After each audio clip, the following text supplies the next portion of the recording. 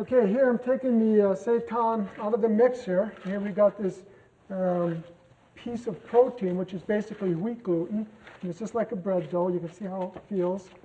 Now I'm going to take it and slice it in two pieces to use two different techniques. One technique is going to be steaming, and one is going to be, which is the simplest and the easiest method. And the second is going to be the saute method. In this method, what I'm going to do is roll it up with plastic wrap, and then wrap it in aluminum foil to make a roll so that you can use it for cold cuts.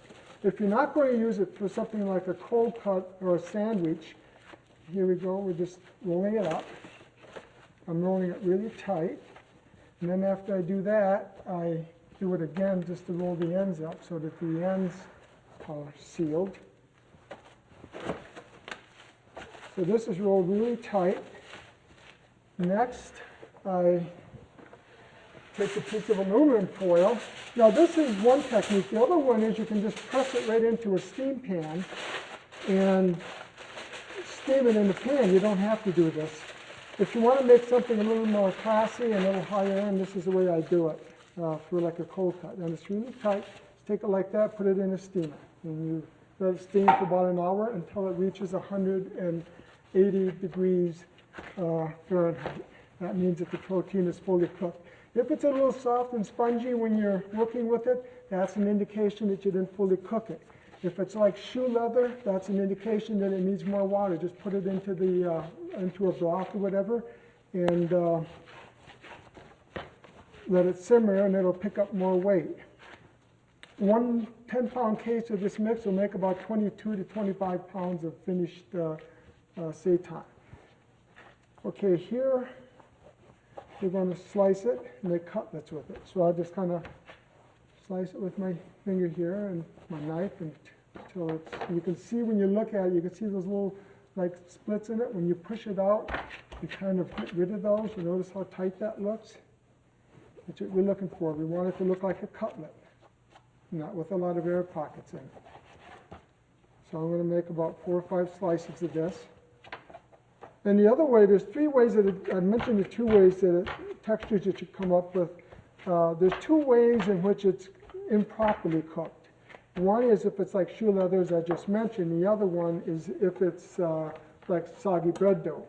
And I'll explain that technique here. You don't have to worry about that when you're working with the steam method. Here we're going to put a little oil in here. I'm going to put these in and start browning them. Here.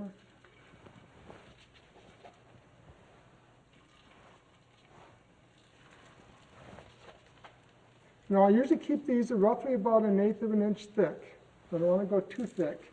And these will expand, so when you look at this small cutlet like it is right now, it'll probably pick up about another 1/3 the size once it starts cooking. These do pick up more moisture and more weight as they cook in the liquid.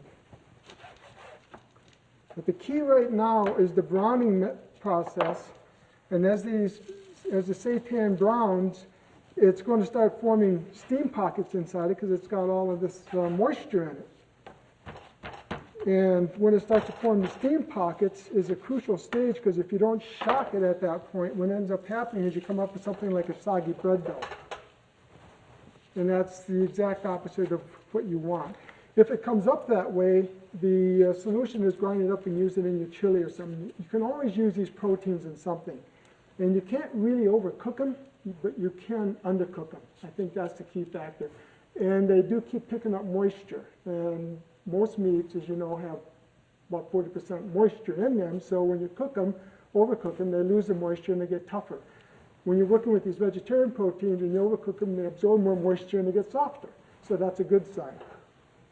Okay, now you can see them starting to brown up. I'm just looking at them here, just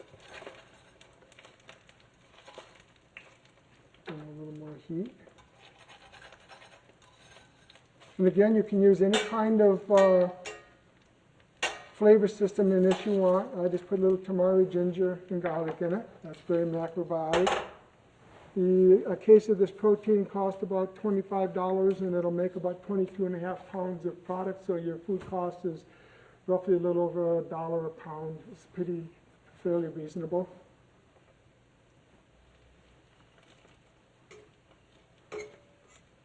I'm watching the edges on it, because on the edges is when it starts to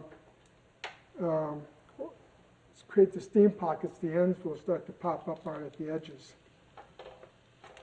And again, this is an ancient protein. It's freeze-thaw stable. Once it is made, it's very, you can make it up in large batches and put it in a freezer and work off your freezer.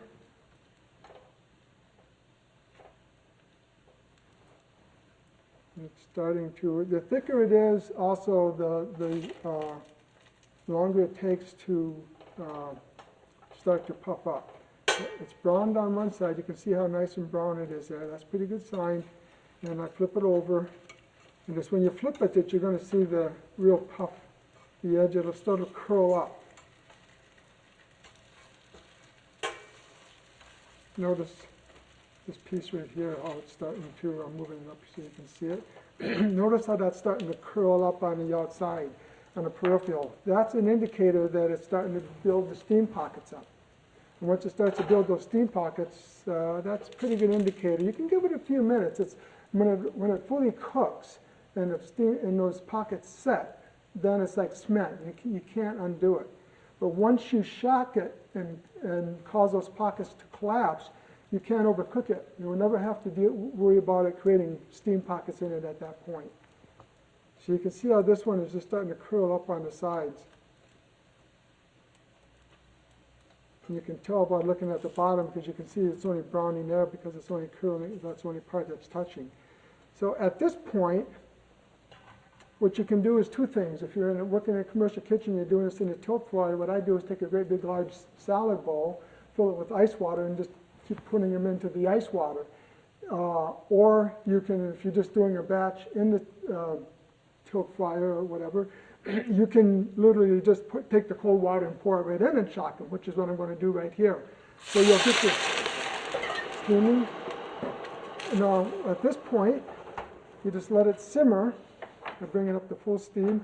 And it probably takes about 35 to 45 minutes to cook at high heat.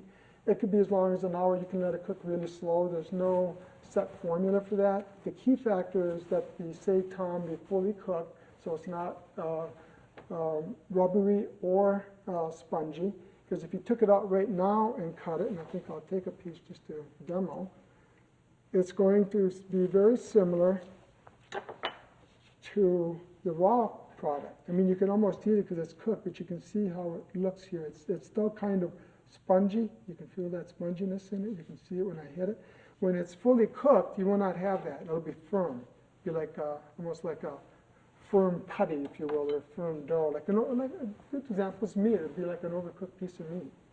Okay, so now this has been cooking for roughly about 35 minutes.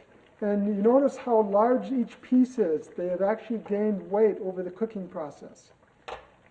Turn the fire off here. And you usually have a little liquid left. I usually leave the broth in it, and you can actually use the broth for a sauce depending on what you're making. But anyway, just to give you an idea of what it looks like when you're finished, here is what it looks like. You notice it's very firm in the center. And this is fully cooked and it's moist. So when I'm working with it here, you can see the firmness of it when I'm pressing on it. It's different from the other product, which was basically rather spongy. This is not spongy. But yet it's like a piece of cutlet. You can handle it like a regular piece of meat. So the steamed version now, this piece was steamed until it was 180 degrees. And again, you can do this in a steam table pan also.